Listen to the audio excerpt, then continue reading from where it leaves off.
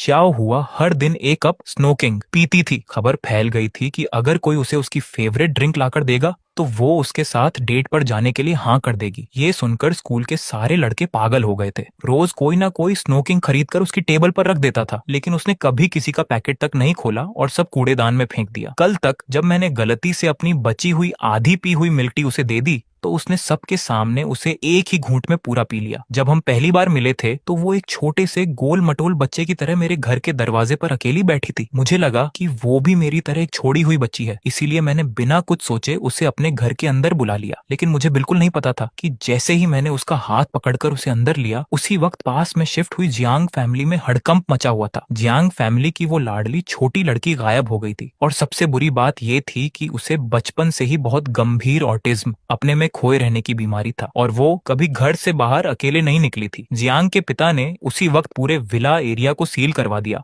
और कसम खाई कि जमीन खोदकर भी उसे ढूंढ निकालेंगे। जब जियांग के पिता टेंशन से पागल होने वाले थे, तभी उन्हें अचानक एक घर से हल्की सी लाइट आती दिखी। वो चुपचाप पास आए और दरवाजे के छेद से अंदर देखा तो सामने का नजारा देखकर वो वहीं सुन्न रह गए। हल्की सी रोशनी में उनकी ऑटिज्म वाली बेटी मुझे कसकर गले लगाए हुए थी और मैं गहरी नींद में सो रहा था। उसकी नीली आंखें किसी खाने को बचाने वाले छोटे भेड़िए की तरह दरवाजे के बाहर घूर रही थी। अगली सुबह जैसे ही मेरी आंख खुली, मैंने देखा कि एक अनजान आदमी सोफे के सामने बैठा हुआ मुझे घूर रहा था। एक ही रात में जियांग के पिता ने मेरे बारे में सब कुछ पता कर लिया था। वो मेरे सामने बैठे थे और उनकी नजरें मुझे ऐसे देख रही थीं जैसे मेरे आर पार देख लेंगी। मुझसे रहा नहीं गया तो मैंने धीरे से पूछा, क्या जियांग जिंगशुआन गलती से खो गई थी? जियांग के पिता ने सिर हिलाकर हाँ कहा और मुझे बताया कि जियांग जिंगशुआन को बहुत गंभीर दिमागी बीमारी है और कल रात विदेश से आते ही वो भाग गई थी। तुम्हें शुक्रिया कहने के लिए तुम मुझसे जो चाहो मांग सकते हो। 6 साल के मुंह बच्चे को क्या पता था कि इस बात की क्या कीमत है। इस वक्त वो छोटी सी जियांग जिंगशुआन पूरी रात जागने के बाद मेरी बाहों में गहरी नींद सो रही थी। जियांग के पिता को लगा था कि मुझ जैसा नाजायज और छोड़ा हुआ बच्चा इस मौके का फायदा उठाकर कोई महंगा खिलौना मांगेगा या अपनी किस्मत बदलने को कहेगा, लेकिन मैंने जल्दी से उनके कपड़े का कोना पकड़ लिया। मेरी आंखें लाल हो गईं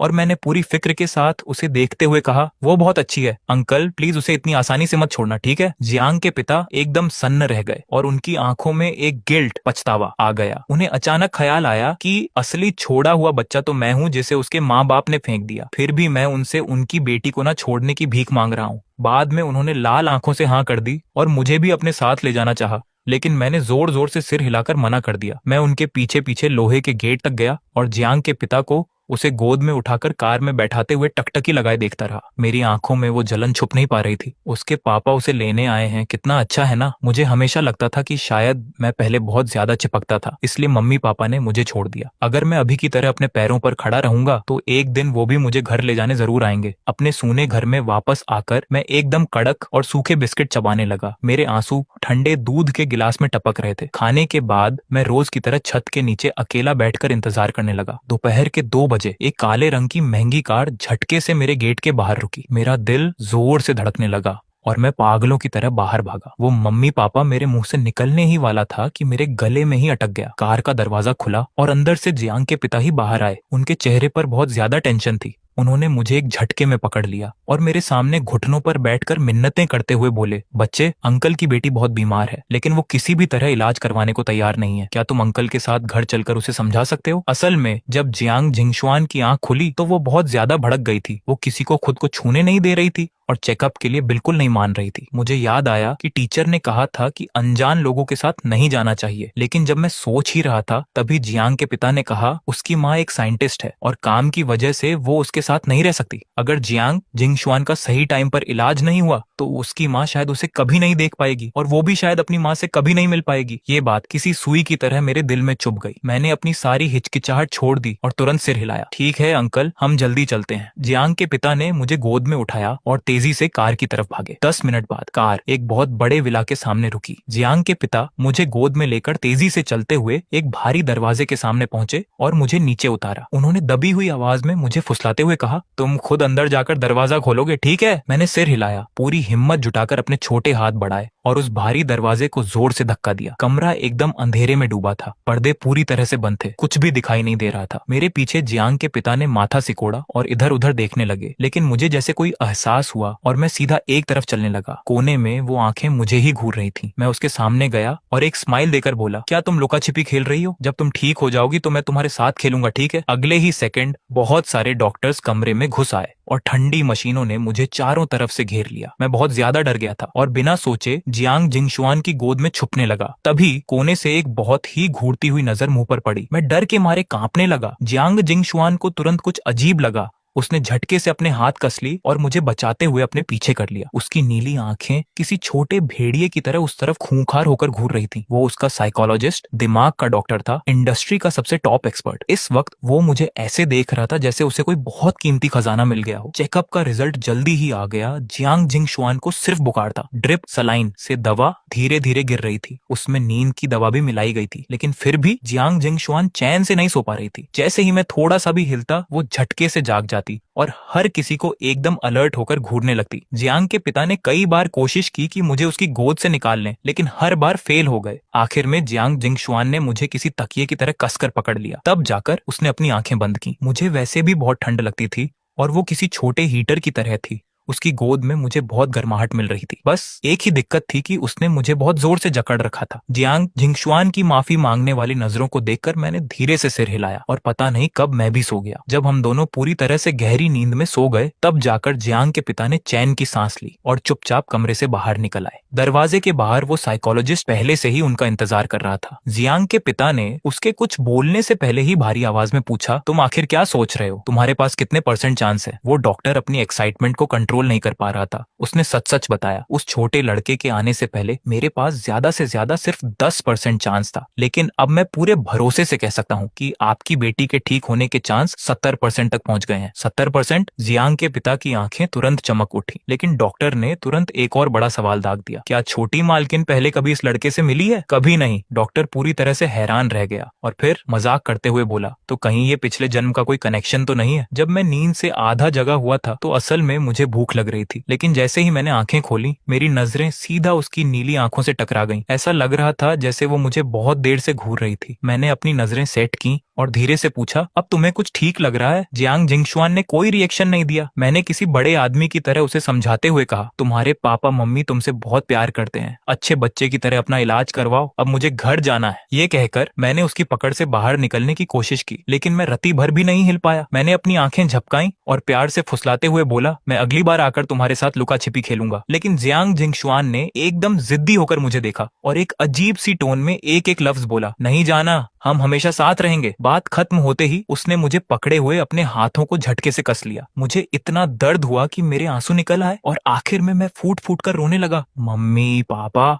मुझे घर जाना है, मुझे घर ले चलो। तभी जियांग के पिता भागते हुए आए और बिना कुछ सुने मुझे जियांग जिंगशुआन की गोद से छीन लिया। जियांग जिंगशुआन एक झटके में भड़क गई और जियांग के पिता को खूंखार नजरों से घूरते हुए चीखने लगी, मेरा है, वो मेरा है। जियांग के पिता ने उसे एकदम ठंडी नजरों से देखा, वो सिर्फ अपना है। मैं चुपचाप जियांग के पिता के कंधे पर सिर रखकर रो रहा था। मेरी सांसें अटक रही थी। जियांग के पिता ने प्यार से मेरी पीठ थपथपाई और धीरे से मुझे समझाते हुए बोले, अंकल उसकी तरफ से तुमसे माफी मांगते हैं, ठीक है? मैंने जोर जोर से सिर हिलाकर मना किया और रोते हुए बोला, अंकल मुझे घर जाना है। जियांग के पिता को पता था कि मेरी केयरटेकर आंटी अभी तक नहीं लौटी होगी, इसलिए वो मुझे खाना खिलाने के लिए रोकना चाहते थे। उन्होंने मुझे डाइनिंग टेबल की कुर्सी पर बैठाया। टेबल पर बहुत ही महंगे महंगे खाने रखे थे, लेकिन मैंने सिर्फ एक नजर देखा और उदास होकर अपनी नजरें हटा ली। वो चाहे जितना भी समझाते, मेरे दिल में बस घर जाने की रट लगी थी। जियांग के पिता के पास कोई और रास्ता नहीं बचा तो वो खुद मुझे घर छोड़ने आए और किसी से कहकर मेरे लिए खाना भी पैक करवा दिया। लेकिन जब वो मुझे घर के दरवाजे तक छोड़कर पलटे तो उन्हें अचानक एक परछाई दिखी। जियांग जिंगशुआन अपने घर के दरवाजे के सामने खड़ी थी। उसकी छोटी सी भौहें सिकुड़ी हुई थीं और वो एकदम जिद्दी होकर वहीं इंतजार कर रही थी। जियांग के पिता आगे गए और अपनी बेटी को देखकर भारी आवाज में बोले, तुमने उसे डरा दिया है। दोपहर के 12 बजे जब जियांग के पिता हमें खाना खिलाने आए तो मुझे इतनी शर्म आ रही थी कि मेरा मन कर रहा था कि अपना सिर टेबल के नीचे छुपा लूं। जियांग के पिता को लगा कि मैं शर्मा रहा हूं तो उन्होंने प्यार से मुझे और खाने को कहा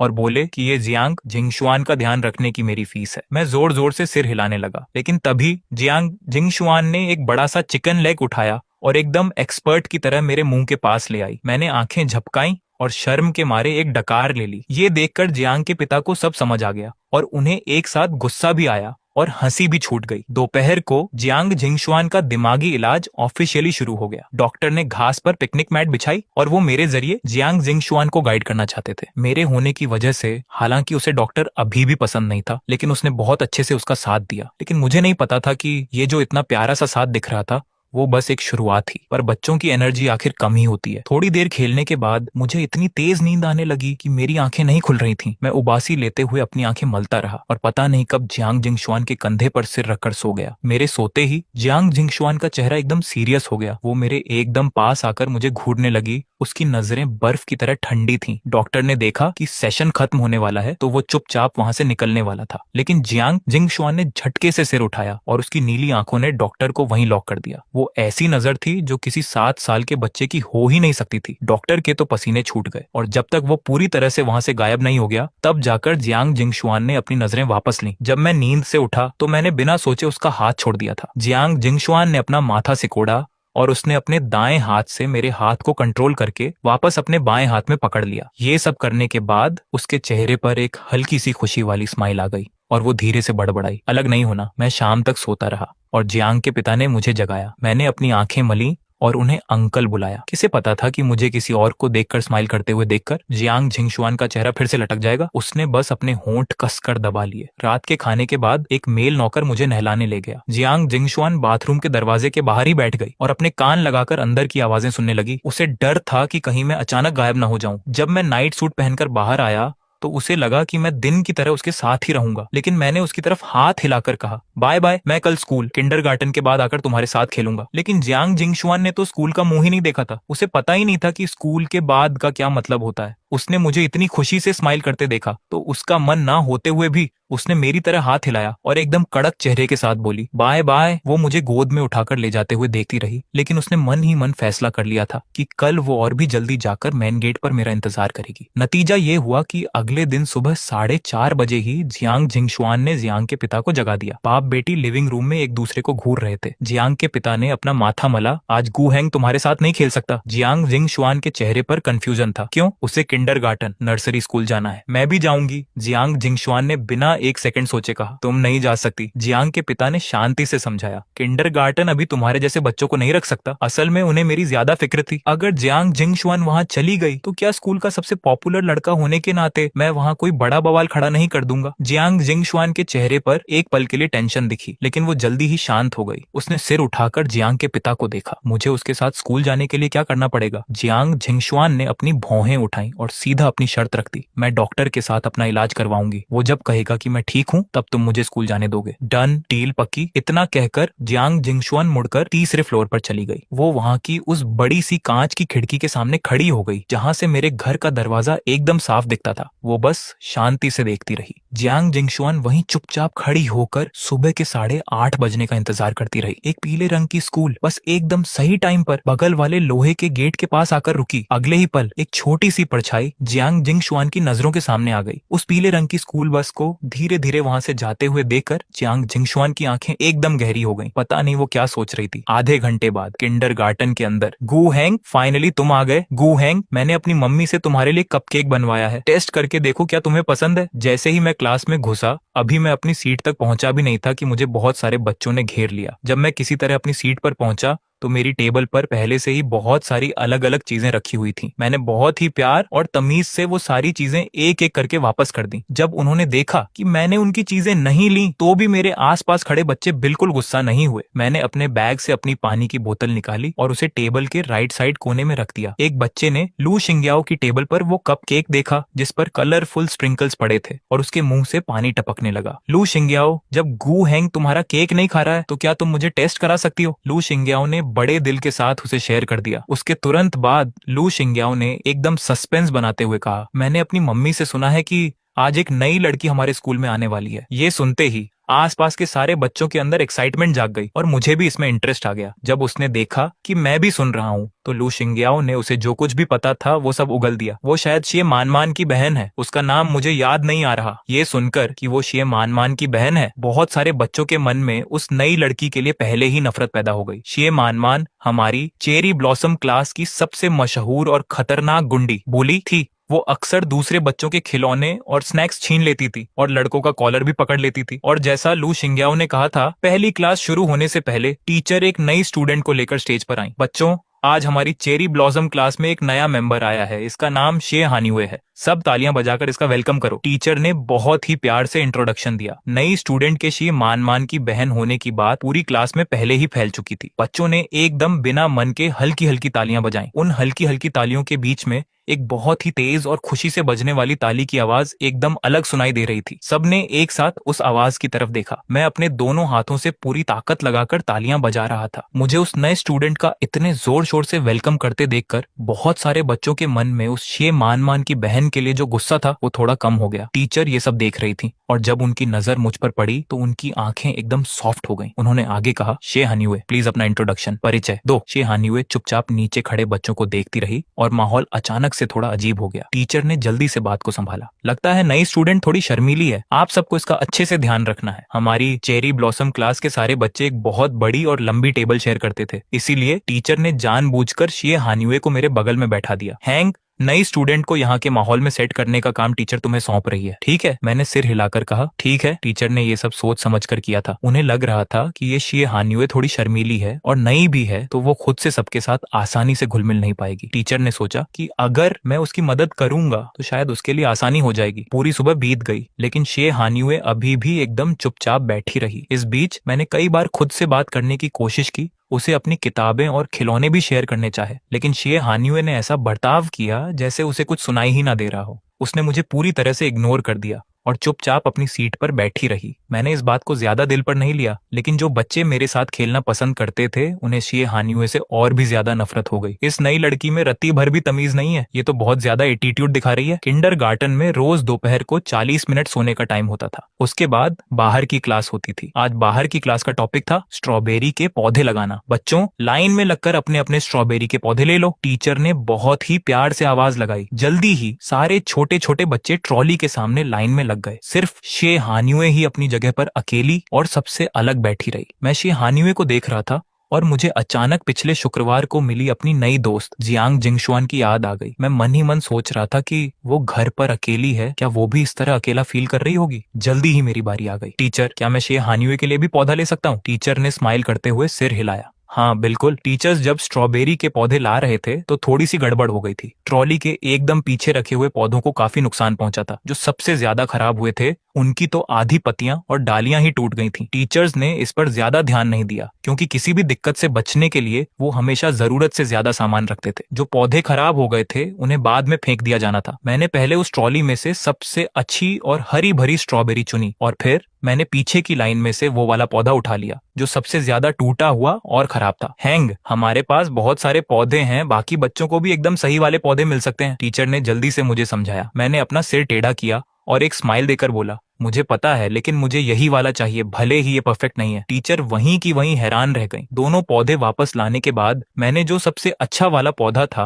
वो शे हानिवे के सामने रख दिया। मैंने कुछ नहीं कहा और बस उस टूटे हुए पौधे को बचाने की तैयारी करने लगा। किसे पता था कि मैं अभी बैठा ही था कि शे मान मेरी तरफ आ गई और उसके पीछे उसके 3 छोटे चेले भी आ रहे थे। गु हैंग, मैं तुम्हें अब से शे हानिवे की मदद करने से मना कर रही हूँ, शे मान ने एकदम गुंडों की तरह कहा। असल में उसे मैं पहले से ही पसंद नहीं था। दूसरे बच्चे मुझे पसंद करते थे वो तो चलो ठीक है, लेकिन टीचर्स भी हमेशा मुझे ही एक्स्ट्रा प्यार करते थे। जब मैं छोटा था तब मुझे प्यार मिलता था, वो भी ठीक है, लेकिन अब मैं बड़ा हो गया हूँ, फिर भी लोग मुझे इतना पसंद करते हैं। और सबसे बड़ी बात, मैंने शे मान की वो सारी अटेंशन छीन ली थी जो उसे चाहिए थी। मैंने अजीब नजरों से उसे देखा और अपनी भौहें सिकोड़ ली। अगर मैंने तुम्हें दोबारा उसकी मदद करते देखा तो मैं तुम्हें उतनी ही बार पीटूंगी, समझे? ये बोलते हुए शे मान ने अपना वो सैंडबैग जैसा बड़ा सा मुक्का हवा में उठाया। उसके पीछे खड़े चेलों ने भी अपने हाथ बांधे और उसकी हाँ में हाँ मिलाई। सुना तुमने हमारी बॉस ने क्या कहा? ये बच्चे भले ही कितने भी बदमाश क्यों ना हो, लेकिन इस उम्र में उन्हें टीचर्स से डर लगता ही था। जब उन्होंने देखा कि स्ट्रॉबेरी के पौधे बंटने वाले हैं और उन्हें डर था कि कहीं टीचर उन्हें देख ना ले, तो शे मान जल्दी से अपने चेलों को लेकर वहां से खिसक गई। मैं उनके जाते हुए फिगर को देख रहा था। पता नहीं मैं क्या सोच रहा था। जब मैंने अपनी नजरें वापस ली तो देखा कि शे हानिवे मुझे एकदम ठंडी नजरों से घूर रही थी। मैंने अपना चेहरा पोंछा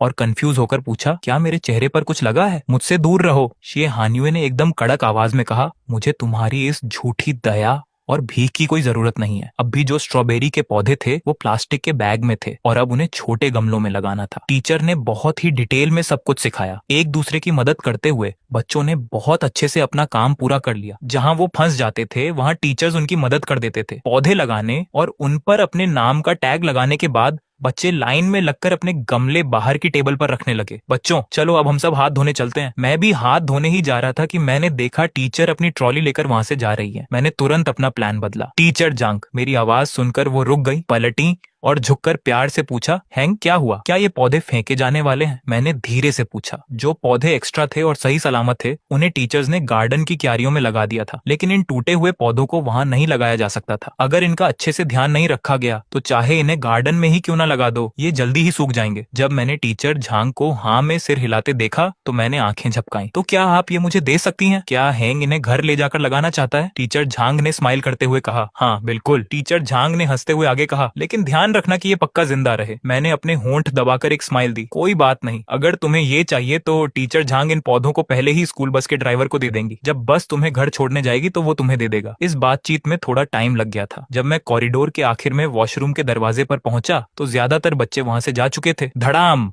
अचानक मेरे पीछे से एक बहुत तेज आवाज आई और उसके बाद शीशा टूटने की आवाज पूरे में गूंज उठी। मैं बहुत बुरी तरह डर गया था और मेरी आंखें झटके से बड़ी हो गईं। इससे पहले कि मैं पीछे मुड़कर देखता मुझे अंदर से शे मान की वो गुंडों वाली आवाज सुनाई दी। बाद में टीचर को बताना कि ये खिड़की तुमने तोड़ी है। सुना तुमने? वो जो कॉमन वॉश बेसिन हाथ धोने की जगह था वहां शे मान एकदम खतरनाक नजरों से शे हानिवे को घूर रही थी। शे हानिवे, क्या तू गूंगी है? शे मान ने गुस्से से चीखते हुए पूछा। उसे शे हानिवे का ये शांत रहना सबसे ज्यादा खटकता था। वो शे हानिवे जो हमेशा चुप रहती थी, चाहे वो उसके खिलौने ही क्यों ना छीन ले, वो कभी पलटवार नहीं करती थी। शे मान के बगल में खड़े एक चेले ने उसे समझाते हुए कहा, बॉस रहने दो ना, इन लोगों से पंगा लेना ठीक नहीं है। वो नई लड़की शे हानिवे असल में इस स्कूल की गुंडी शे मान की सगी बहन थी। घर पर भी शे मान हमेशा शे हानिवे को परेशान करती थी और अब तो बात और भी बिगड़ गई थी क्योंकि वो दोनों एक ही क्लास में आ गई थी। शे मान तो अब और भी ज्यादा हावी हो गई थी। मैं क्लास में वापस आया तो हर जगह देख लिया, शेहानियू वहां नहीं थी। लू शिंग्याओ ने मुझे देखते हुए पूछा, गू हैंग तुम क्या ढूंढ रहे हो? क्या तुमने शेहानियू को देखा? वो वापस नहीं आई। शेहानियू नाम की इस नई स्टूडेंट को लू शिंग्याओ बिल्कुल पसंद नहीं करती थी। किंडरगार्टन की छुट्टी तक मैंने उसे नहीं देखा और टीचर्स ने भी कुछ नहीं कहा, तो शायद वो अपने घर चली गई होगी। शाम के 4 साढ़े 4 बजे पीली बस सड़क के किनारे आकर रुकी। मैं बहुत सारा सामान लेकर नीचे कूदा और ड्राइवर अंकल को बाय बोला। ड्राइवर अंकल हंसते हुए बोले, गू हैंग कल मिलते हैं, सुबह फिर लेने आऊंगा। बस के जाते ही कोने में छिपी हुई ज्या जिनशुआन बाहर निकल आई। वो चुपचाप मुझे देख रही थी। मेरी नजर उस पर पड़ी तो मेरा चेहरा चमक उठा। मैं खुशी से चिल्लाया, ज्या जिनशुआन। ज्या जिनशुआन मेरे पास आई, चेहरा थोड़ा उतरा हुआ था। तुम अभी किससे बात कर रहे थे? सवाल अजीब था पर मैंने सच सच बता दिया। सुनकर वो बस अपने होंठ दबाकर चुप हो गई। ज्या जिनशुआन, मैं तुम्हारे लिए गिफ्ट लाया हूँ। मैंने अपना सामान उसे दिखाया। उसे इन चीजों में कोई दिलचस्पी नहीं थी, पर फिर भी उसने सामान ले लिया और मेरा हाथ पकड़ धर लिया। हम दोनों हाथ थामे ज्या परिवार के घर की ओर चलने लगे। घर पहुंचते ही नौकर ने हमारा बैग और पानी की बोतल ले ली। मैं ज्या जिनशुआन को एक फ्लावर बेड के पास ले गया। मैंने कहा, चलो इन्हें यहाँ लगाते हैं। ज्या जिनशुआन बोली, ठीक है। जो नौकर हमेशा उसका ख्याल रखता था वो तुरंत औजार ले आया। खरपतवार साफ की, मिट्टी खोदी, पौधे लगाए और पानी दिया। स्ट्रॉबेरी के पौधे लगाने तक काफी अंधेरा हो गया था। मुझे पसीना आ गया था तो डर था कि कहीं बीमार न पड़ जाऊं, इसीलिए नौकर मुझे अंदर ले गया कपड़े बदलने। ज्या अंकल जब घर आए तो उन्होंने देखा कि ज्या जिनशुआन क्यारियों के पास बैठकर कुछ देख रही थी। पास गया तो देखा कि वो नई स्ट्रॉबेरी के पौधे थे। ज्या अंकल बोले, ये गू हैंग लेकर आया है ना?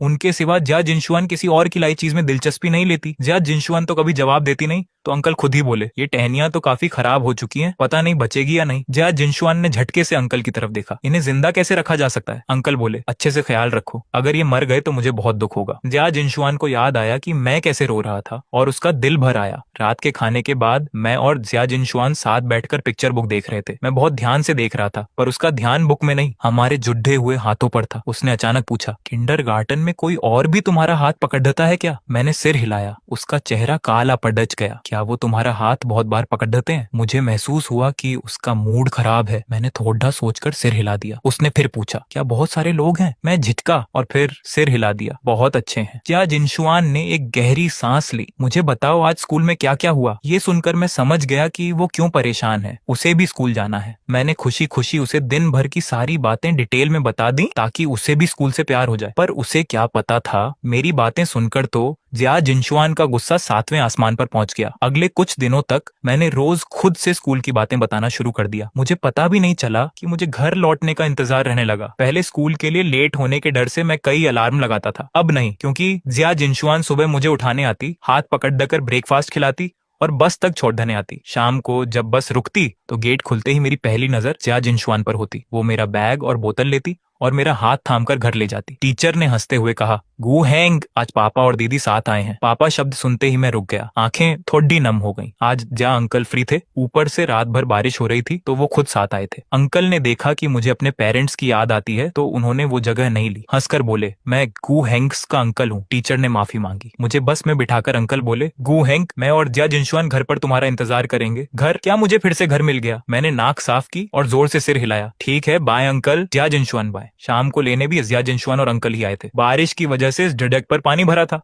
अंकल ने मुझे खुद ही उठा लिया ताकि जूते न भीगे। अंकल बोले, चलो घर चलते हैं। उनकी गोद वैसी ही थी जैसे मुझे याद है, बद्दी, गरम और सुकून भरी। मेरी आंखों में आंसू आ गए। मेरे पापा की गोद भी आपकी तरह ही गरम थी, बस अब वो रही नहीं। अंकल ने मुझे घर के पास छोड़ दिया और मेरे सिर पर हाथ फेरा, पर बहुत धीरे से, क्योंकि बगल में खद्दी जिया जिनशुआन उन्हें गुस्से में घूर रही थी। सर्दियों की छुट्टी के पास हमारी क्लास में एक और नई स्टूडेंट आई। टीचर ने स्टेज पर ऐलान किया, बच्चों, एक नई स्टूडेंट आई है, नाम है जिया जिनशुआन। पर उसे क्लास में लाने के बजाय वो चुपचाप मेरे बगल में आकर बैठ गई। जिया जिनशुआन मुझे बिस्किट खिला रही थी, पर मेरा पेट भरा था तो मैंने मना कर दिया। उसने पूछा, नहीं खाना? मैंने सिर हिलाया, नहीं, थोड़ा पानी पिला दो। जिया जिनशुआन ने पानी पिलाया। फिर मुझे देखते हुए उसकी चिंता भरी नजरें मुझ पर टिकी रहीं। पानी की बोतल रखते ही उसने देखा कि पूरी क्लास उसे देख रही थी, खासकर मेरे दाईं ओर बैठी शेहानियू, जो उसे नजरों से ही खत्म कर देना चाहती थी। जिया जिनशुआन ने उसे देखा जैसे कोई गंदी चीज देख ली हो। टीचर ने कहा, नई स्टूडेंट, अपना परिचय दो। जिया जिनशुआन का मन नहीं था, पर मुझे खुश देखकर वो खड्डी हुई। बिना किसी उत्साह के बोली, मेरा नाम जिया जिनशुआन है, बस इतना ही। टीचर ने बात संभाली, ये नई बच्ची बहुत बड़ी फैमिली से थी।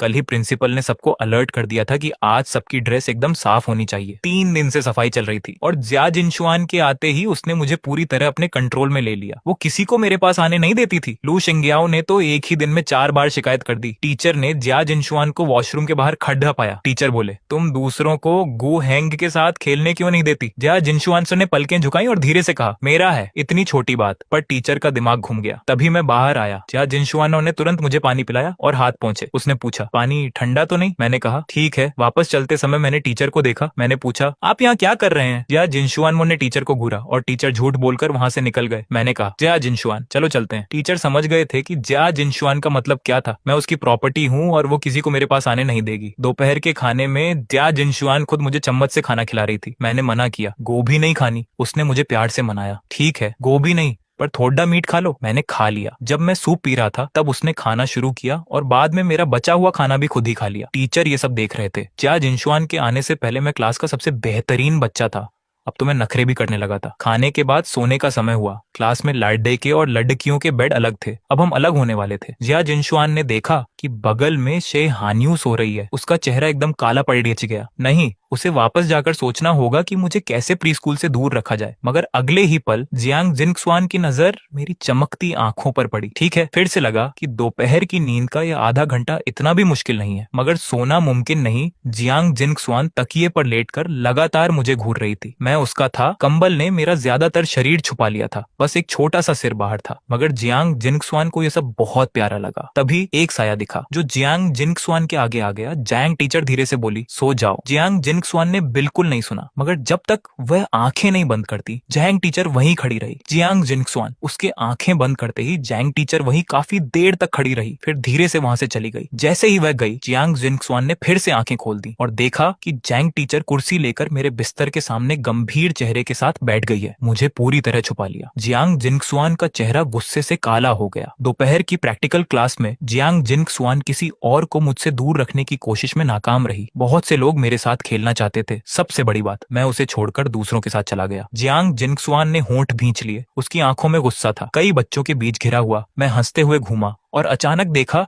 कि जियांग जिंगसुआन नहीं है। मैंने रुककर उसकी तरफ देखा। मैंने हाथ हिलाकर हंसकर कहा, जियांग जिंगसुआन, जल्दी आओ, साथ खेलते हैं। उस पल उसकी आंखों का गुस्सा गायब हो गया जब वह मेरी तरफ बढ़ रही थी। मन में सोच रही थी, चलो बस गोएंग खुश रहे। कुछ दिन पहले बच्चों ने जो स्ट्रॉबेरी के पौधे लगाए थे, जो बचे उनमें फल आने लगे थे। मेरा नहीं था, क्योंकि मेरा पौधा मर गया था और सभी बच्चों में सिर्फ मेरा। ऐसा नहीं कि मैंने ध्यान नहीं दिया, बल्कि मैं साकुरा क्लास में बहुत पॉपुलर था। हर बार जब बच्चे अपने पौधे को पानी देते तो मेरे वाले को भी दे देते। रोजाना कोई पानी डालता, कोई और पानी डालता और मेरा पौधा पानी से डूबकर मर गया। दोपहर 3:50 पर साकुरा क्लास की छुट्टी हुई। मेरे और जियांग जिंगसुआन के निकलने से पहले जे हान्युए ने मुझे पुकारा। गु हेंग। क्लास से निकलते ही मैंने आवाज सुनी, देखा कि जे हान्युए ने बुलाया है। मैं हैरान था, ये तुम्हारे लिए। उसने वह गमला मेरी तरफ बढ़ा दिया। हरे पत्तों के बीच 3-4 बड़े फल लटक रहे थे, बस अभी पूरे लाल नहीं हुए थे। फल काफी जगह से हरे सफेद थे। जानती थी कि मैं मना करूंगा। उसने पहले ही वजह ढूंढ ली थी। तुम जानते हो जे मैन हमेशा मुझे परेशान करती है। मेरे पास रहेगी तो वह इन्हें पकने नहीं देगी, तो मैं तुम्हारी रखवाली करता हूँ, मैंने सुझाव दिया। उसने कहा, ठीक है। मैंने लेने के बाद उसे संभाल कर पकड़ा। उस दिन तुमने मेरे पास खड़े होकर मेरी हिफाजत की, मैंने अभी तक शुक्रिया नहीं कहा, जजी हान्युए ने कहा। बात खत्म करते ही उसने चुपके से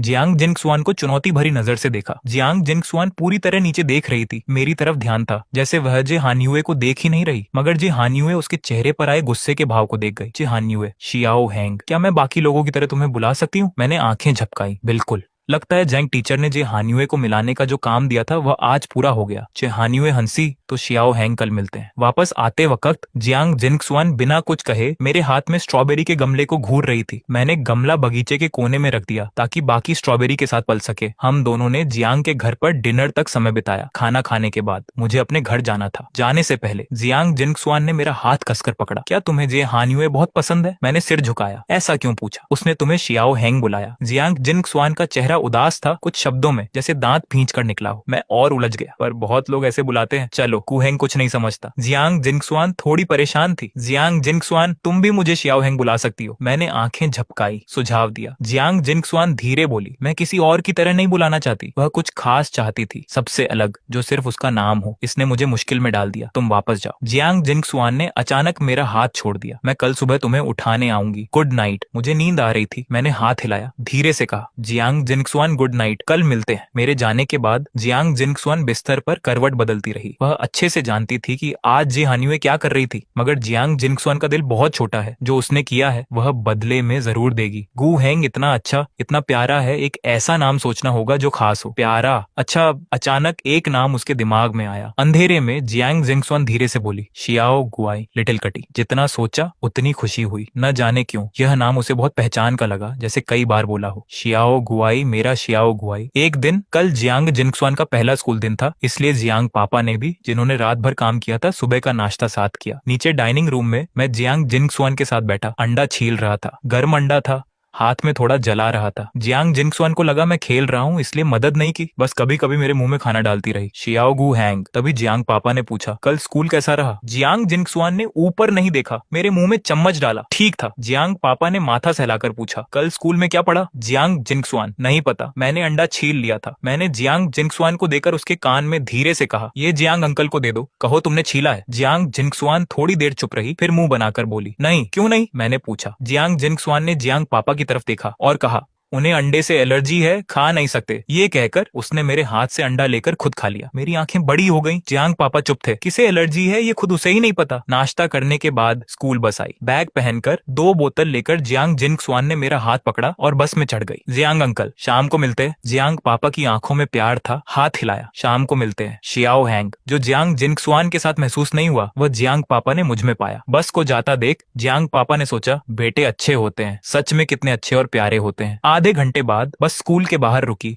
हम दोनों हाथ पकड़े नीचे उतरे। साकुरा क्लास के बच्चे आ चुके थे। मुझे सीट पर बैठाकर जियांग जिंगसुआन ने धीरे से कहा, मैं पानी लेने जा रही हूँ, तुरंत आऊंगी, इधर उधर मत जाना। मैंने आंखें झपकाई। साथ चलते हैं। नहीं, मैं जल्दी आऊंगी, जियांग जिंगसुआन ने कहा। उसके जाने के बाद टेबल पर सोने का नाटक कर रही जे हान्युए उठी, अपने बैग से एक लाल एप्पल निकाला। शियाओ हैंग, यह तुम्हारे लिए। वह एप्पल बहुत बड़ा था। जब उसने मेरे हाथ में दिया तो मुझे दोनों हाथों से पकड़ना पड़ा। मुझे लगता है कोई कुछ दे तो बदले में कुछ देना चाहिए। इसी वजह से मैं बाकी बच्चों का सामान नहीं लेता था, क्योंकि मैं वापस नहीं दे सकता। मगर आज अलग था। मैं हंसा और थैंक यू कहा। एप्पल टेबल पर रखकर मैंने बैग से कुछ कैंडी निकाली और जे हान्युए को दी। पानी लेकर आई जियांग जिंगसुआन ने अंदर आते ही देखा कि मैं जे हान्युए से बात कर रहा हूँ। पता नहीं क्या बोला कि मैं हंस रहा था। जियांग जिनक्सुआन को ये अच्छा नहीं लगा, मेरे पास आई और टेबल पर एप्पल देखा। वह पूछना चाहती थी कि ये कहाँ से आया। जे हान्युए ने पहले कहा, शियाओ हैंग, तुम्हारी दी हुई कैंडी मैंने अब तक की सबसे अच्छी कैंडी खाई है। मैंने सिर झुकाया, हैरान होके बोला, तुम्हें इतना पसंद है? तुम जानती हो जे हान्युए को कुछ पसंद नहीं आता तो मेरे पास कुछ और है, सब तुम ले लो। ये कहकर मैंने बैग की बची हुई सारी कैंडी उसे दे दी। Thank you. जे हान्युए ने लेने के बाद जियांग जिनक्सुआन की तरफ देखा। जियांग जिनक्सुआन की आंखें गुस्से से भरी थी। बिना दिखने वाली लड़ाई क्लासरूम में फैल गई। वह जानती थी कि कैंडी कहाँ से आई, मैंने बहुत संभाल कर रखी थी, पर जे हान्युए को मिल गई। जियांग जिनक्सुआन के अंदर गुस्सा बढ़ रहा था। उसने एक गहरी सांस ली और जोर से पुकारा, शाओ गुआई। यह नाम जियांग जिनशुआन ने मुझे सुबह मीटिंग के वक्त ही बता दिया था। आज तक मुझे किसी ने इस नाम से नहीं बुलाया था, इसीलिए जब भी जियांग जिनशुआन मुझे इस नाम से बुलाती, मुझे रिस्पॉन्स देने में 1 सेकंड का टाइम लग जाता था। मैंने पीछे घूमकर अचरज से पूछा, जियांग जिनशुआन क्या बात है? जैसे ही जियांग जिनशुआन ने मुझे उस नाम से पुकारा, जी हान्युए का चेहरा एकदम से चेंज हो गया। जियांग जिनशुआन मन ही मन मुस्कुराई और उसका गुस्सा काफी कम हो गया। थोड़ा water P low. Insulated cup के कैप में रखा हुआ हॉट वाटर अब नॉर्मल टेम्परेचर पर था। मैंने चुपचाप वह पूरा वाटर पी लिया। इस समय सेमेस्टर का एंड आ चुका था और सिर्फ 1 वीक बाद विंटर वेकेशन होने वाले थे। वेदर भी पहले से काफी कोल्ड हो गया था, जिससे कई बच्चे बीमार होकर किंडरगार्टन नहीं आ रहे थे। एब्सेंट बच्चों की संख्या बहुत ज्यादा थी, इसलिए टीचर्स ने भी क्लासेस ऑलमोस्ट स्टॉप कर दी थी। मॉर्निंग की एक क्लास के बाद कुछ बच्चों ने मुझे अपने साथ खेलने के लिए बुलाया। मेरा बहुत मन था, पर जियांग जिनशुआन के साथ रहने के प्रॉमिस के कारण मैं हिचकिचाने लगा। जाओ खेल लो, जियांग जिनशुआन ने मेरी हिचकिचाहट को भांपते हुए प्यार से कहा। मुझे थोड़ा अचरज हुआ, क्योंकि पहले वाली जियांग जिनशुआन इतनी लीनियंट नहीं थी। जियांग जिनशुआन ने जियांग के हाथ में मौजूद रेड पेपर कटिंग को दिखाते हुए कहा, अभी टीचर ने जो सिखाया वह मुझे कुछ समझ नहीं आया। मैं जी हान्युए से इस बारे में पूछना चाहती हूँ। पिछली क्लास में विंडो फ्लावर बनाना सिखाया गया था, इसलिए मैं खुशी खुशी बाकी बच्चों के साथ खेलने चला गया। जब मैं पूरी तरह से आंखों से ओझल हो गया, तब जियांग जिनशुआन ने अपनी नजरें हटाई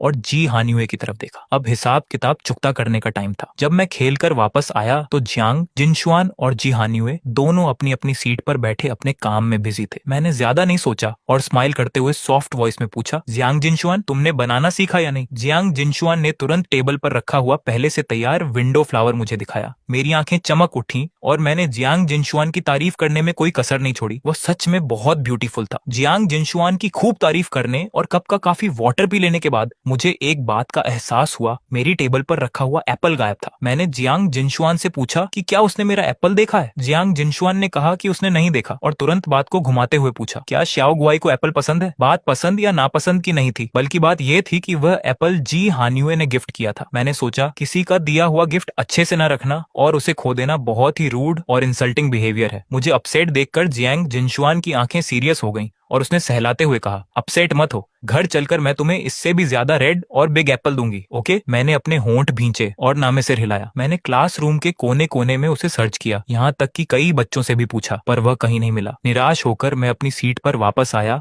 और जी हान्युए की शर्ट खींचते हुए बोला, सॉरी, मैंने तुम्हारा दिया हुआ एप्पल खो दिया। कोई बात नहीं, वैसे भी इसमें तुम्हारी कोई मिस्टेक नहीं है। जी हान्युए की वॉइस थोड़ी कोल्ड थी। दूसरों को भले न पता हो कि एप्पल कैसे गायब हुआ, पर क्या जी हान्युए को नहीं पता था? ये सोचते हुए जी हान्युए ने अपनी गर्दन घुमाई और गुस्से से जियांग जिनशुआन की तरफ देखा, जो उसे चिढ़ाने वाले अंदाज में देख रही थी। जी हान्युए ने गुस्से में अपना हाथ भींचकर मुट्ठी बना ली। इस बात की वजह से मैं पूरे दिन अपसेट रहा, यहाँ तक कि घर वापस आने के बाद सोफे पर जियांग जिनशुआन के साथ बैठकर अपनी फेवरेट पिक्चर बुक देखने में भी मेरा मन नहीं लगा। जियांग जिनशुआन को अपना एप्पल वाला प्रॉमिस याद था, पर मेरी भूख गायब थी, इसलिए मैंने बस एक छोटा पीस खाया। मेरी नजर से दूर जियांग जिनशुआन का चेहरा अचानक एकदम सख्त हो गया। क्या उस जी हान्युए का दिया हुआ एप्पल सच में इतना इंपॉर्टेंट था? मेरा ध्यान भटकाने के लिए जियांग जिनशुआन ने सोचकर एक आइडिया दिया, हमने आज किंडरगार्टन में जो विंडो फ्लावर बनाए थे उन्हें वॉल पर पेस्ट करें। मैंने थोड़ा सोचा और सॉफ्ट वॉइस में कहा, ओके। जब जियांग जिनशुआन टेप लेने गई तो मैंने अपना स्कूल बैग खोला ताकि विंडो फ्लावर निकाल सकूं, पर बैग अंदर से एकदम एम्प्टी था, उसमें कुछ नहीं था।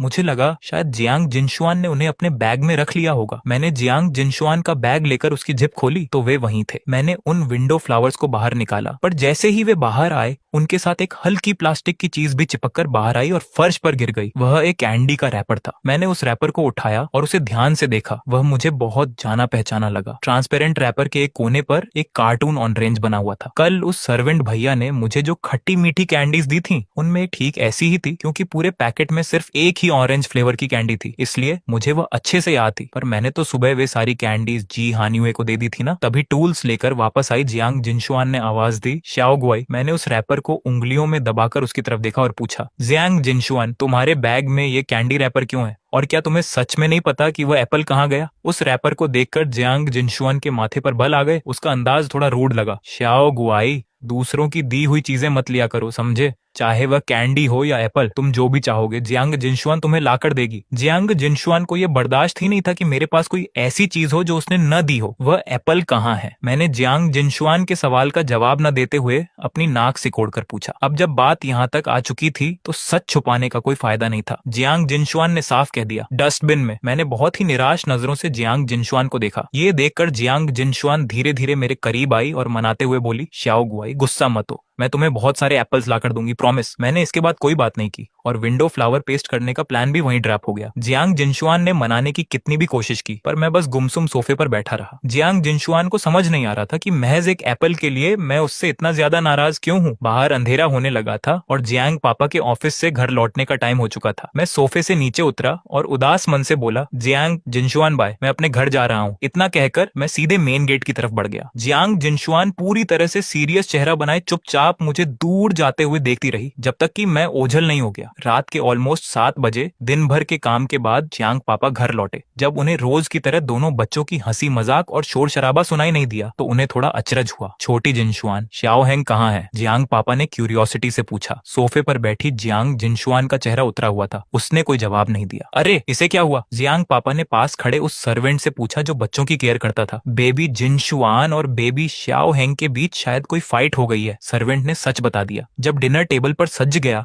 तो जियांग पापा ने किसी को भेजकर मुझसे पूछवाया कि क्या मैं डिनर करना चाहता हूँ। चेयर पर बैठी जियांग जिनशुआन ऐसे बिहेव कर रही थी जैसे उसे कोई परवाह न हो, पर उसके कान पूरी तरह से उसी तरफ लगे हुए थे। कुछ ही देर में पूछने गया, पर्सन वापस आ गया। बेबी श्याओ हेंग तो सो चुके हैं। जियांग पापा ने सोचा कि जब वह सो गया है तो ठीक है, उसे सोने देते हैं। भले ही टेबल पर सिर्फ एक पर्सन कम था, पर वहां का माहौल इतना शांत था कि सब कुछ सूना सूना लग रहा था। थोड़ा सा डिनर जैसे तैसे फिनिश करके जियांग जिनशुआन भी चुपचाप ऊपर अपने रूम में चली गई। वह कारपेट पर बैठ गई और उसने बिना एक शब्द बोले बची हुई सारी कैंडीज निकालकर खा ली। क्या बकवास कैंडी थी, इसमें जरा भी स्वीटनेस नहीं थी। जियांग जिनशुआन से मेरी जान पहचान पहले हुई थी, फिर मैं उस जी हानिवे का साइड क्यों ले रहा था? आधे घंटे बाद फ्रेश होकर बेड पर लेटी जियांग जिनशुआन अंधेरे में सीलिंग को घूरती रही। उसने मन ही मन पक्का डिसीजन लिया कि वह मुझसे पूरे 3 दिन तक बात नहीं करेगी। पर क्या 3 दिन बहुत ज्यादा नहीं हो जाएंगे? चलो एक दिन सही रहेगा। नहीं, आधा दिन ही ठीक है। पर अगर उसने मुझसे बात नहीं की तो क्या इससे जी हानिवे का फायदा नहीं हो जाएगा? नहीं, उसे कल सुबह खुद मुझसे आकर बात करनी होगी। मैं जी हानिवे का फायदा नहीं होने दे सकती। बात करना एक अलग बात थी, पर जियांग जिनशुआन ने सोच लिया था कि वह इतनी जल्दी मुझे माफ नहीं करेगी जब तक कि मैं खुद अपनी मिस्टेक मानकर सॉरी ना बोलूं। बस यही फाइनल था। रात के 3 बजे पूरी दुनिया एकदम शांत थी और सब गहरी नींद में थे। मजे से सो रहे जियांग पापा को महसूस हुआ कि किसी ने उन्हें धीरे से हिलाया है। जब उन्होंने अपनी आंखें खोली तो उन्हें बेड के पास एक छोटी सी परछाई खड़ी दिखाई दी। भले ही जियांग पापा का हार्ट काफी स्ट्रांग था, पर इस सीन को देखकर वह भी एक पल के लिए कांप उठे। अगले ही पल जियांग जिनशुआन की थोड़ी झिझकती हुई आवाज आई, पापा। ये एहसास होने पर कि वह जियांग जिनशुआन है, जियांग पापा ने चैन की सांस ली। उन्होंने बेड के पास रखा लैंप ऑन किया और मन ही मन खुद को शांत किया कि यह अपनी ही बच्ची है, इकलौती है, जिसे उसकी माँ ने पूरे 10 महीने पेट में रखकर जन्म दिया है। कोई प्रॉब्लम है क्या? बेड पर उठकर बैठते हुए जियांग पापा ने अपना सिर सहलाया। जियांग जिनशुआन के चेहरे पर एक उम्मीद सी चमक उठी और वह बोली, क्या आप मेरे लिए किसी को सर्च कर सकते हैं? रात के 3:07 पर सब कुछ सहने वाले सीधे साधे पापा अपनी बेटी को साथ लेकर मैनेजर के पीछे पीछे एक नौकर के कमरे के गेट पर पहुंचे और नॉक किया। नींद से जागे नौकर का चेहरा देखने लायक था। उसे कुछ समझ नहीं आ रहा था। रात के 3:12 पर जियांग के पापा, जियांग जिनशुआन, मैनेजर और वह नौकर सब मिलकर सीसीटीवी रूम में गए। उन्होंने 2 दिन पहले रात के 10 बजे का वीडियो निकाला। वीडियो को रोका गया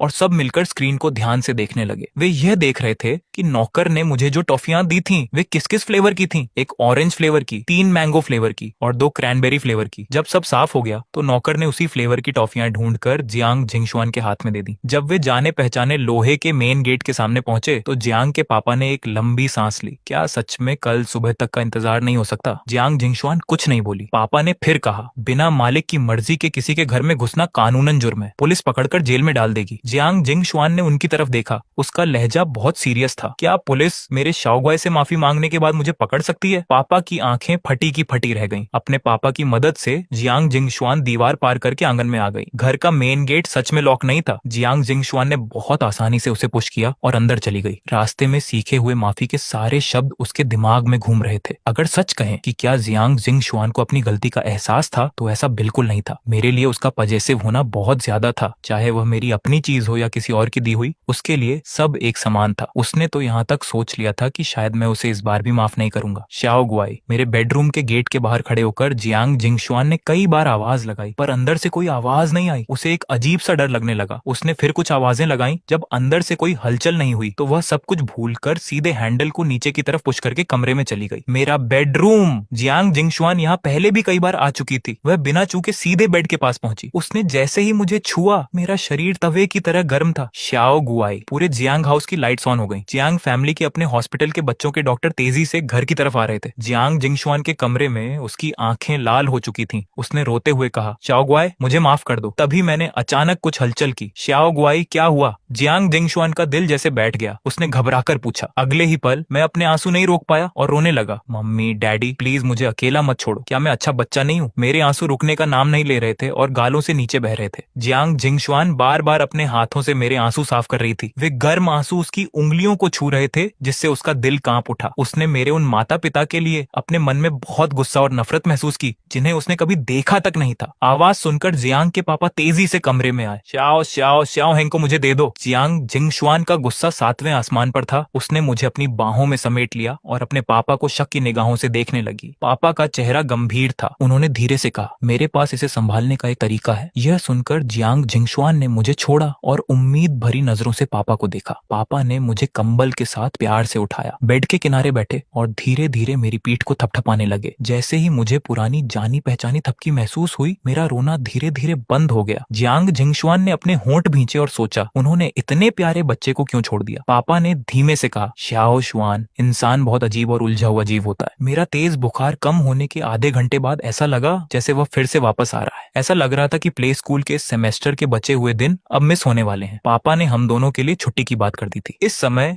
गहरी सर्दी का मौसम था। कई दिनों तक मेरी तबीयत ऊपर नीचे होती रही, जिससे जियांग जिंगशुआन हर समय बहुत ज्यादा फिक्रमंद और सतर्क रही। इन दिनों मैं जियांग हाउस में ही रह रहा था। सच कहें तो मैं हर समय जियांग जिंगशुआन के कमरे में ही रहता था। मैंने बस कुछ देर के लिए विंडो क्या खोली, जियांग जिंगशुआन तुरंत भागती हुई आई और उसे बंद कर दिया। ठंड लग रही है क्या? पूछते हुए उसने अपना हाथ मेरे माथे पर रख दिया। मैंने 2 बार खांसा, उसकी तरफ देखा और मुस्कुराते हुए भारी आवाज में बोला, कमरे में बहुत सफोकेशन, घुटन लग रही थी, बस थोड़ी ताजी हवा के लिए विंडो ओपन की थी। एक बार ठीक हो जाओ, फिर विंडो ओपन करेंगे, ओके? जियांग जिंगशुआन ने प्यार से समझाया। हालांकि मेरा मन अभी हवा खाने का था, पर उसे परेशान न करने के लिए मैंने सिर हिलाया और अच्छे बच्चे की तरह कहा, ठीक है। पिछले हफ्ते ही डॉक्टर ने मेरा फुल बॉडी चेकअप किया था और खाने पीने से लेकर हर छोटी बात की एक लंबी लिस्ट दी थी। उस प्रिंटेड पेपर पर बहुत सारे नोट्स लिखे थे। जियांग जिंगशुआन जब भी फ्री होती, उसे निकाल कर देखने लगती ताकि कोई पॉइंट मिस ना हो जाए। पापा जब ऑफिस का काम खत्म करके लौटे तो जियांग जिंगशुआन मुझे पानी पिला रही थी, पर मैंने अपने सूखे होंठों को छुआ और बीमारी के कारण कमजोर आवाज में कहा कि मुझे अब और नहीं पीना। क्लास में आधा पानी बचा देखकर जियांग जिंगशुआन ने अपनी भौहें सिकोड़ी और गुस्से से कहा, बिल्कुल नहीं, पूरा पियो। तभी मेरी नजर पापा पर गई। मुझे जैसे कोई सहारा मिल गया हो। मैं सोफे से नीचे आया और सीधे भागते हुए पापा की बाहों में जा समाया। अंकल, आप आ गए। पापा ने मुस्कुराते हुए मुझे ऊपर उठाया, हमेशा की तरह मेरे माथे को छुआ और प्यार से पूछा, श्याओ हेंग, क्या आज भी तबीयत खराब लग रही है? मैंने अपना सिर हिलाया। क्या आज अंकल को ऑफिस में बहुत काम करना पड़ा? बस थोड़ा सा, पापा ने प्यार से कहा। मैंने कुछ सोचा, तो क्या मैं अंकल के कंधे प्रेस कर दूं? इस तरह हम दोनों के बीच प्यारी बातें होने लगी। हाथ में पानी का ग्लास लिए जियांग जिंगशुआन का चेहरा उतर गया। वह कुछ नहीं बोली और उसका मूड खराब लग रहा था। जब पापा सोफे पर बैठे ताकि मैं उनके कंधे प्रेस कर सकूं, तो जियांग जिंगशुआन तुरंत बीच में आई और खुद कंधे प्रेस करने का इशारा किया। पापा अभी बच्चों के साथ इस सुख का आनंद ले ही रहे थे कि अगले ही पल उनका चेहरा थोड़ा अजीब हो गया। इस बच्ची के हाथों में सच में बहुत ताकत थी। बीमारी की वजह से पूरी सर्दी में घर से बाहर नहीं निकला। जैसे जैसे साल का अंत आ रहा था, पापा का शेड्यूल बहुत बिजी होता गया। घर में ज्यादातर समय सिर्फ जियांग जिंगशुआन ही मेरे साथ होती थी। हम दोनों हर समय साथ रहते थे। ये बात जियांग जिंगशुआन को बहुत पसंद आ रही थी। हम दोनों के बीच कोई तीसरा नहीं था। सबसे अच्छी बात यह थी कि मैं हर समय सिर्फ उसे ही देखता था। पर अफसोस, ये अच्छे दिन खत्म होने वाले थे। फरवरी का महीना आ चुका था, हर तरफ हरियाली थी। कल से प्ले स्कूल ओपन होने वाला है, ये सोचकर मैं टेबल के पास बैठकर केक का पीस खाते हुए खुशी से झूम रहा था। केक खत्म करने के बाद जियांग जिंगशुआन की थेरेपी, मेंटल ट्रीटमेंट का समय हो गया। मैं हमेशा की तरह उसके साथ गया। वह अपना ट्रीटमेंट लेती और मैं पास बैठकर अपनी कॉमिक्स बुक्स देखता। मेरे रहने से वह थोड़ी शांत रहती थी, पर बस थोड़ी सी ही। जियांग जिंगशुआन को यह बर्दाश्त नहीं था कि मैं उसके अलावा किसी और चीज पर ध्यान दूं, इसलिए वह थोड़ी थोड़ी देर में मुझे तंग करती। चाओ ग्वाय, मुझे देखो, मैं अच्छे स्वभाव का था, इसलिए कभी गुस्सा नहीं करता था, बल्कि हमेशा उसे देखकर एक प्यारी सी स्माइल दे देता था। ये देखकर डॉक्टर भी बोल उठी, ये बच्चा तो बिल्कुल फरिश्ता है। वे मुझे बहुत ही प्यार भरी नजरों से देख रही थी, पर जैसे ही डॉक्टर ने दूसरी तरफ देखा, उनका सामना जियांग जिंगशुआन की उन ठंडी और गुस्से से भरी नीली आंखों से हुआ। डॉक्टर का तो जैसे खून ही जम गया। उन्होंने मुझे बस कुछ सेकंड ही तो देखा था, वह तो ऐसे रिएक्ट कर रही थी जैसे डॉक्टर कोई क्रिमिनल हो। शाम के समय आज का सेशन खत्म हुआ। मैंने जियांग जिंगशुआन के कप डेढ़े का एक कोना पकड़ा और डॉक्टर को बाय कहा, bye bye doctor aunty, safe सफर। डॉक्टर का दिल खुश हो गया। उन्होंने बहुत प्यार से कहा, थैंक यू श्याओ हैंग। मैंने जियांग जिंगशुआन का हाथ थोड़ा सा प्रेस किया और उम्मीद से उसकी तरफ देखा। वह मेरा इशारा समझ गई। उसने एक अजीब सी स्माइल दी और बहुत कम शब्दों में कहा, डॉक्टर मू बाय। डॉक्टर ने कहा, बाय प्रिंसेस। यह कोई मजाक नहीं था। जियांग जिंगशुआन की उस स्माइल को देखकर डॉक्टर को लगा जैसे उनका मर्डर होने वाला है। अभी वे ज्यादा दूर नहीं गई थी कि उन्हें मेरी आवाज सुनाई दी। मैं जियांग जिंगशुआन की तारीफ कर रहा था। जियांग जिंगशुआन तो दुनिया की सबसे अच्छी बच्ची है। अगली सुबह जियांग हाउस के बाहर हम दोनों बच्चे हाथ में हाथ डाले स्कूल बस में चढ़ गए। जैसे ही हमने क्लास में एंट्री की, मैंने उत्सुकता से चारों तरफ देखा। शेहान को देखते ही मेरी आंखें चमक उठी। जियांग जिंगशुआन, शेहान वहां है। मैंने इशारा किया। जियांग जिंगशुआन ने धीरे से कहा, ठीक है। मैंने उसका हाथ पकड़ा और हम शेहान के पास गए। शेहान जियांग जिंगशुआन को के पास गए। जी हान युए, जियांग जिंगशुआन को तुमसे कुछ कहना है। ये हान युए थोड़ा हैरान हुआ और उसने अपनी भौहें सिकोड़ ली। उसे जरा भी उम्मीद नहीं थी कि जियांग जिंगशुआन उससे कोई अच्छी बात कहेगी। मैंने जियांग जिंगशुआन को हिम्मत दी। इसके बाद जियांग जिंगशुआन ने अपने बैग से एक सुंदर सा टॉफी का बॉक्स निकाला और सीए हानयुए के सामने रख दिया। सीए हानयुए शांत था। वह सोच रहा था कि ये क्या नया ड्रामा है। अगले ही पल जियांग जिंगशुआन ने नीचे झुककर माफी मांगी। सीए हानयुए, आई एम सॉरी। मुझे तुम्हारा दिया हुआ एप्पल कचरे के बक्से में नहीं फेंकना चाहिए था। सीए हान का गुस्सा और बढ़ गया, खासकर तब जब उसने जियांग जिंगशुआन की आंखों में जीत का भाव देखा। वह सिर्फ इसलिए ऐसा कर रही थी क्योंकि मैं उसकी चालें नहीं देख सकता था। वह तो चाहती थी कि शे हान उसे माफ न करे ताकि वह मेरे सामने उसे बुरा दिखा सके। शे हान ने अपनी नाराजगी छुपाते हुए कहा, मैंने तुम्हें माफ किया। दोनों को एक होते देख मेरे मन का बोझ हल्का हो गया। मैंने खुश होकर कहा, यह तो बहुत अच्छा हुआ। उस दिन के बाद से जियांग जिंगशुआन और जी हानयुए के बीच एक दीवार खींच गई। जियांग जिंगशुआन सामने से और जी हानयुए पीछे से एक दूसरे के खिलाफ चालें चलते, पर दोनों का एक ही रूल था, मुझे कुछ पता नहीं चलना चाहिए। इस तरह प्ले स्कूल खत्म होने तक मुझे कुछ भनक नहीं लगी और मैं यही सोचता रहा कि वे दोनों बहुत अच्छे भाई बहन बन गए हैं। हर साल जून में स्कूल का फेयरवेल फंक्शन होता था। इस बार की थीम क्रिएटिव ड्रेस थी। फंक्शन के बाद सब बच्चों को वोट देकर सबसे बेस्ट ड्रेस वाले को विनर चुनना था। मैंने एक बहुत बड़ा पीले रंग का लेमन नींबू कैप पहना हुआ था। मेरी आंखें चमक रही थी। जियांग जिंगशुआन ने भी वैसा ही पर्पल कलर का बेरी कैप पहना था। उसने सीरियस होकर कहा, लेमन बहुत क्यूट है, बस एक ही प्रॉब्लम है कि ये कैप बहुत बड़ी है। हम साथ चलते हुए एक दूसरे के करीब नहीं आ पा रहे। वह इस बात से थोड़ी उदास थी। आज रात स्कूल में बहुत चहल पहल थी। हर तरफ अच्छे कपड़ों में पेरेंट्स दिख रहे थे। बच्चों की ड्रेसेस भी बहुत यूनिक थी, कुछ क्यूट, कुछ क्लासी, तो कुछ फनी। बस एक कोने में काले रंग की टी शर्ट पहने शेहान सबसे अलग बैठा था। वह चुपचाप और शांत नजरों से कुछ दूरी पर शे मान की फैमिली को देख रहा था। उस हंसते खेलते परिवार को देखकर उसके मन में नफरत का तूफान उठ रहा था। तभी एक आवाज आई, शेहान।